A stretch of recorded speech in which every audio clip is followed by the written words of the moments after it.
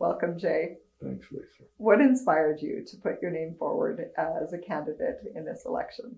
It's one of those things that I've thought about for years, actually, because in my previous occupation in broadcast, we were always working with the city.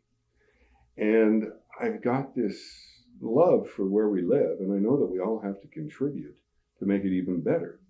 But I never had the time before. So recently, I found myself with time, and I was like, oh, there's a municipal election coming up. I wonder, what would be entailed? Do I want to jump back into the fishbowl? Because in my previous two careers, the public was very much a part of every day of your life. Phone calls, whatever emergencies, anything that happened, you had to respond and you had to be ready to act. So after some conversation with my wife and with my boys, we decided that this was a good time for Jay to do that because I can't sit around and do nothing. Absolutely. So what experience do you feel will assist you in being an effective elected representative? Teamwork probably first at the forefront, because everything that I've done in the past is all about building a good, reliable team. You don't do anything of any note by yourself. You've got to actually have a group of individuals committed to a single vision or goal, and then actually focus in that direction. So that's a big thing that we've always done to achieve what we've done in my past career. And the other thing also, I believe, is the background in the communications industry. We don't tell our story loud enough in Medicine Hat. Like, the reason that I settled down here is because I love the city. It's like that big city amenities, small town feel. It only takes me 15 minutes to go anywhere. I can bike the entire town, and you'll see people everywhere. And yet you can go to a show, go to a concert, hang out in the parks. There's so many wonderful things that you can do here. We need to sing that. We need to attract people. Like looking at the population growth, even in the 30 some odd years that I've been here, it's very slow. Hence things like the Forgotten Corner. We're really not, but we are. Because there's also been a contingent, I believe, in the population that wants it that way. They didn't want a lot of growth. But plus, we don't really have the mechanism for keeping the youth. So when they grow up and go through the education system, they find themselves going to better and bigger things elsewhere. So what do you think are the important issues facing our region? Oh, so many. Obviously, we're trying to do more with less. There's been an incredible shift as far as funding from the province. So as a municipality, we're being forced to try and carry on services that we've grown to love and rely upon. But we don't have the same funds. So now we have to start and make cuts, like running a $27 million deficit or relying on our little nest egg that we've managed to put away. That's no way to run day to day. Municipal government is no different than a business that I would own or one that I would work for. We've got to balance our books. So we want these big, grandiose plans to happen, but we have to pay for them somehow. And most people don't want their taxes to go up, but yet they don't want to do with less. So where's that balance? What can we do without? Where are the inefficiencies in our current system? Like, we really need to look at that with a fine-tuned eye. Like, I don't want to say a business eye, but to a certain degree, that's what we have to do. We have to run it like a business, not like a big dream. So how will your election platform benefit and improve the lives of our constituents? I am huge on the recreation master plan. I just love what is being done, and trying to address the citizens. And it's not just within, a few little parks in Medicine Hat. This is for the entire area.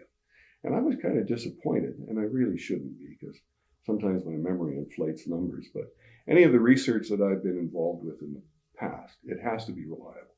So you have to have a good sample. So here we are in a city of, 68,000 now? We've had about 400 people participate in the Recreation Master Plan. It's still online, it's still there. People can still offer their input. But if they don't, and it's put together, and all of a sudden they start to whine and complain that this isn't what I wanted. I wanted a swimming pool in my neighborhood. I wanted this, whatever. Well, you can't really complain unless you participate. So I would really encourage people to participate. But I also believe that is crucial to our own development as a city.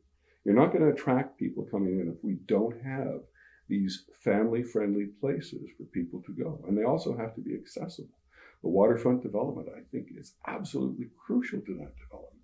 We've had this wonderful, focal point for our community that basically has been reserved for a few people. I mean, not everybody has facing lots onto the river. Not everybody can hop on a bus or hop in a car and go down to the river and enjoy it. So I think this would create a more all-inclusive venue. Great. So what strategies and policies would you suggest that would address the pillars in the Chamber's Vote Prosperity platform? So those include innovation and a competitive strategy, infrastructure development, image and branding, workforce development, and business and financial supports. That's an awful lot to fit in. Let's talk about the image and branding, because that's probably where my biggest strength is. First, you have to know who you're trying to attract. What research have we done? What are the areas that we want to grow in? Like, I know from the Chamber's own research, we're lacking in that 25 to 40 type of age bracket. Is that close? It's something along those lines. So, we want to grow a younger population. So what grows a younger population? What are the impediments to them moving here? Why are they moving away? What takes them away? Is it industry? Is it opportunity? Is it education? Is it access? Like, exactly what is that? Like, there has to be a lot of research that is put into that. There's been some wonderful strides made as far as innovative technology. The Shop YXH, for one thing. The portals that have just launched in the last week, where if I'm interested in moving to Medicine Hat as an individual, I can actually log on and say, well, they've got this, and this. When I was ever trying to recruit people to town, I would look for that type of material, but I would have to find it and copy and paste and create little things and send that out. Like, really, this is a good place. I don't have a lot of money to give you, but this is such a great place to live. Why don't you come? And they would come, and I take them on tours around. I go to Echodale. I go out, say, here's what you could be a part of. This could be your family. So that needs to be more accessible to more businesses. I'm stoked by the way that Shop YXH has grown and these portals. And I understand that you can actually make those unique to your individual business. So that's awesome. Yeah, no, and I know it's a lot to get into one question, but I'll provide you the opportunity. If there's any other comments, insights, anything that you would like to share with the voting public. Well, this is one of those things, and this isn't really so much about me. This is about this election in general. And I would think to try and focus on what really matters to you and your community, and who are the individuals that are going to help you deliver that. Don't get caught up in issues that are out of our control. Actually focus on those things and help us to get there, and make sure that you also vote for a team that can work together towards those goals. It's no easy task with the amount of candidates that we have and the access to information. Like, be very careful where you get that information from, and also be very cautious with your criticism of the individuals and what they're doing, in addition to the criticism of the council and city that has taken us to where we are. No one person makes a decision. It is by committee. So each and every one bears a part of that load. Great. Well, thank you for your time today, Jay. Thank you, Lisa.